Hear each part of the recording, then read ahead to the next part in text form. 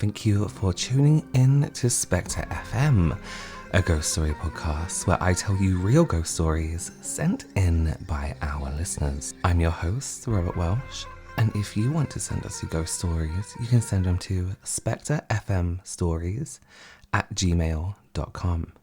It's an incredibly rainy and windy day here again, which is perfect for recording these stories, although it is kind of playing havoc with anything electrical that requires any kind of connection.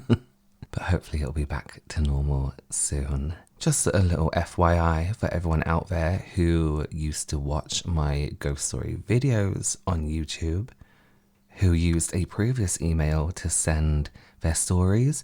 You don't have to send over your story again. I'm still monitoring the old email and getting stories from there, as people who are starting that series are still sending stories in. So I'm still collecting from everywhere. So just keep doing what you need to do to get your stories to me. Let's start today on a high note. Well, no, not a high note, but a nice note. This story is called The Last Goodbye.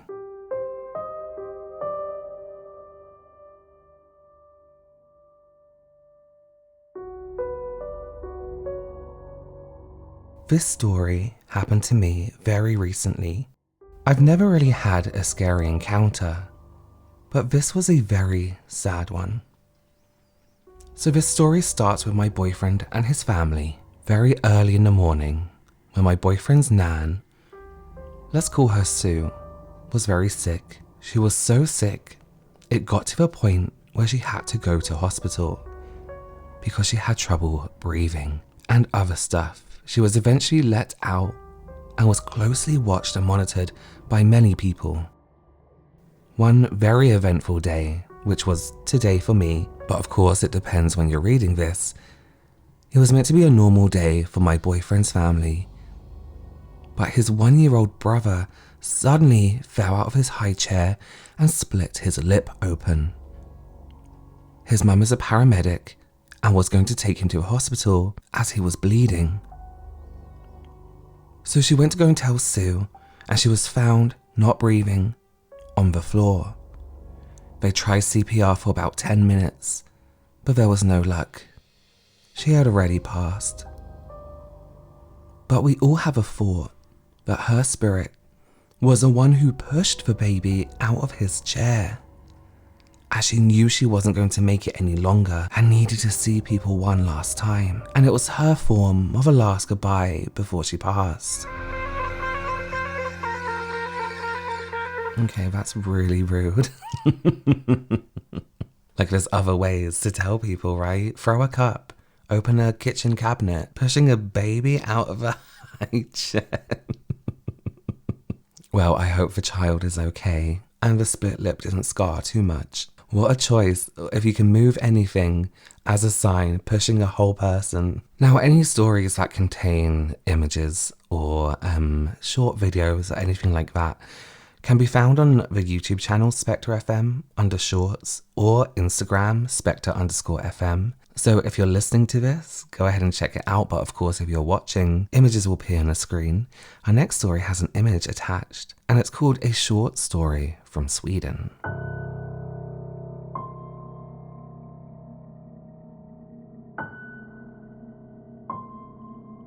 When I was around 11 years old, I was playing with some friends, and I've told them that the basement where my older sister lives was haunted. But they didn't believe me. So I wanted to prove it to them. We walked over to my sister's and walked over to the basement. I told them to stay behind me so they could see how I held the phone. A phone I borrowed from one of my friends. I held the phone in the corners horizontally. We were about halfway down the stairs. A small red dot started blinking on the screen, and a few seconds after, the phone took a photo by itself with a flash. We had turned off the flash beforehand, and when it lit up the basement below us, I could see a small whitish cloud, and I turned around and ran up the stairs, pushing my friends out the way in a complete panic. My friends asked why I ran and I told them what I'd seen, but they didn't believe me until they saw the photo. And when we looked at the photo, there was a small girl standing at the first step, going up towards us. She was smiling, had a dress on, maybe early 1920s, long dark hair with ponytails on the side of her head. She had one foot on the first step and one hand on the wall.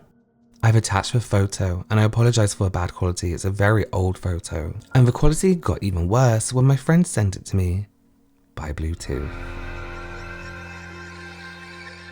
Okay, I can weirdly see it. In a strange way, I can see a face. Very interesting. You'll have to let me know if you can see it. Again, as I always say, child ghosts are the worst. They're the scariest. They're the meanest. Okay, next up, we have an audio story, and this is called The Man in White. There's something about a description of what the man is wearing or doing in any ghost story, the whispering man, the man in a hat, that just makes it 100 times scarier.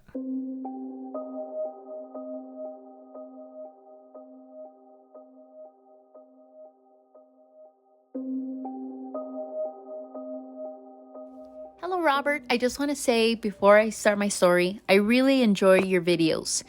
I love your honesty, and we need a lot more honesty in this world. So to start off my story, this is going to be at my last job. I'm going to try and not keep this so long. But I worked at this place that had a 2-story neon-themed laser tag arena. And it has an observation deck. Now, it's exactly what it sounds like. You wear colored vests, you tag each other. The team at the end gets the most points and win. And if you don't want to play, you have to go up a set of stairs, open a heavy door, walk onto a balcony, and then you can watch the entire game.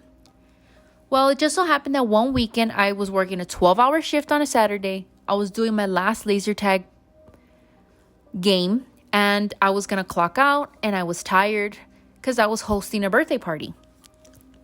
And that week, I was aware that maintenance was going to be cleaning up the balcony due to some vandalism that we had gotten that week.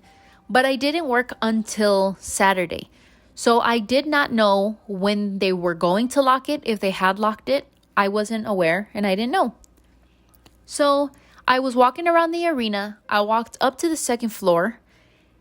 I walked all the way to the far right corner and I looked at the observation deck. And when I looked, there was a guy sitting cross-legged on the floor in a white t-shirt. And I remember I said, I thought, it was closed. Obviously, this guy is not supposed to be up here. So I remember waving and yelling, and I said, hey, you're not supposed to be up here. He didn't move. So being tired, I got a little bit more angry and said, hey, you're not supposed to be up here. You have to leave the observation deck. He didn't answer me. So I said, okay, this guy just doesn't care. But I started to realize that all I could really see was the outline of a person. I can clearly see they were sitting cross-legged and a white t-shirt, but I could not see eyes, a nose, or a mouth. So I started to get a little panicky, and as I was walking down, the game ended. And as I was escorting everybody out of the arena, I looked up and the person was gone. So like nothing, I walked all the way back up to the registers. I told my coworker that I was done, but that there was somebody on the observation deck. I clocked out and I went home. I worked again on Monday, and my coworker said, hey, you really need to go talk to the main maintenance guy. And I was like, okay. So I went and I said, hey, you asked for me? And he was like, you know what? I heard that you talked to someone in laser tag on the observation deck. And I was like, yeah, they didn't want to listen. And he said, you know what? That's not possible because I locked the observation deck with a padlock on Friday. He was like, and I am the only one with a key, and I haven't even opened it until today that we're going to clean it. And then he walked away and left me standing there, but I was so confused and shocked because who was I talking to? I never saw this person ever again after that, and nobody else ever did. But I was kind of shocked, and it still shocks me, and it's been about 8 years since this happened to me, and I don't know who I spoke to. Nobody ever saw him again, and there was just no explanation for the man on the observation deck. Thank you so much for sending your story. You can send me audio stories as well. Just record your voice into whatever. There's no worse feeling. Well, I guess there is. But then your place of work being haunted and knowing you still have to return there. I guess the worst feeling would be your own house. But there's an element of like, I know what I saw. Does anyone believe me to that story? That terrifies me, but it also reminds me that I want to play laser tag for my birthday next year, I think.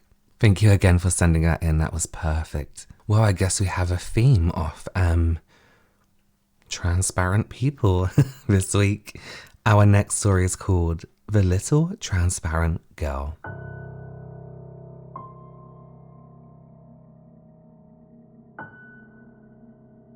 I would like to start out by saying I grew up in a very haunted house, so I have many stories, as well as stories from both of my parents, so let me know if you want to hear more.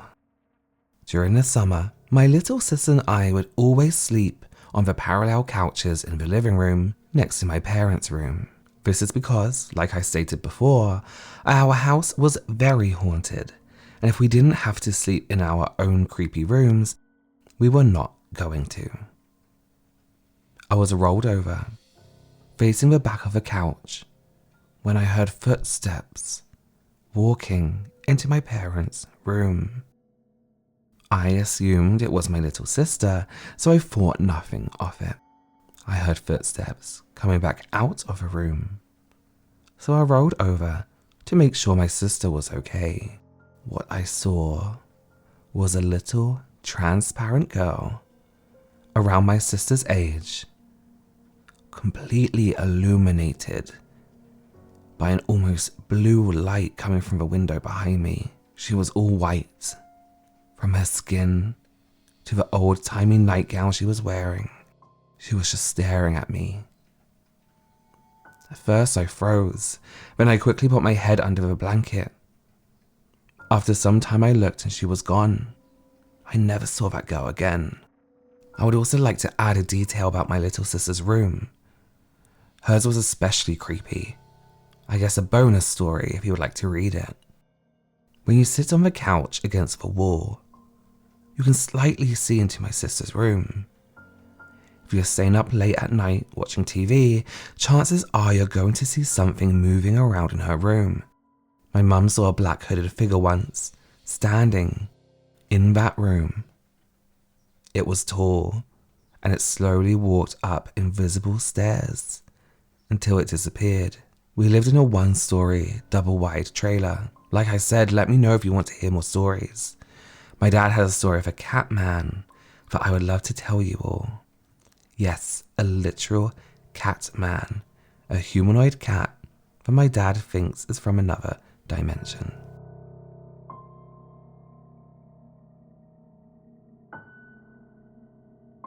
Thank you so much for that story, and 100% you have to send me that Catman story. I would love to read that out.